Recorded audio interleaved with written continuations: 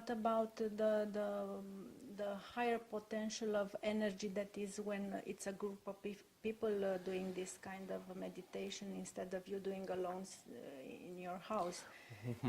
Well, it always, when you have a community of 500 or 700 or 1,000 people in a room, it's not just the energy that they bring, it's the type of energy they bring.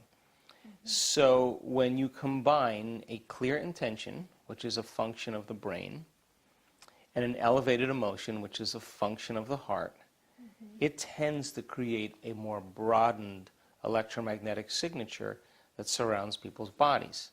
Now, the type of energy that's created is very rhythmic, it's very coherent, it's very orderly, it's synchronized, and it's like dropping pebbles in water. They become very, very rhythmic. That energy carries an intent, a thought. And so if I'm sitting next to you, or there's 1,000 people or 500 or 700 people in a room, and everybody's energy is becoming coherent, the moment those two energy fields interact, they interfere.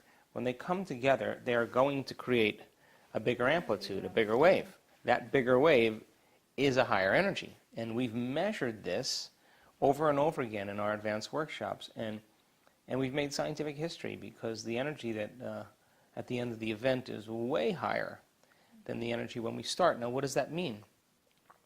That's available energy for people to heal. That's available energy for people to create a new life for themselves. That's available energy for them to have a mystical experience, and on and on. So there is power in community, but it has to be the combination of that clear intention with an elevated emotion, because the majority of our time when we're living in stress, we're actually drawing from the field. So the energy of the room will go down. So how do you teach people, instead of taking from the field, to give to the field?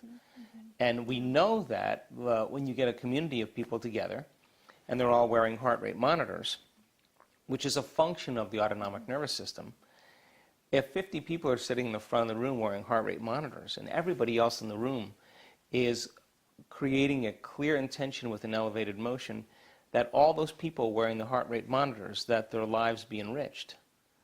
That 90% of them, all their hearts go into coherence at the exact same time. In other words, they're being influenced by that energetic field, and we are bound by that field. And the emotion that binds us is love. It's the glue that keeps us forming community. So without love it's not possible, or any elevated emotion like gratitude or appreciation, or without this it's not possible to manifest, is it? Well, this is a great conversation. It is. It is. It'll just take you longer.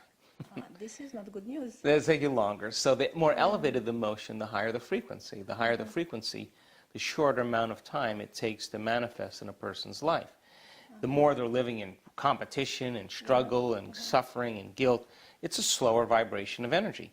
So it's still producing a field, but the energetic field is slower, which means they're going to take more time in their life to create it. It may take 20 years, it may take 50 years.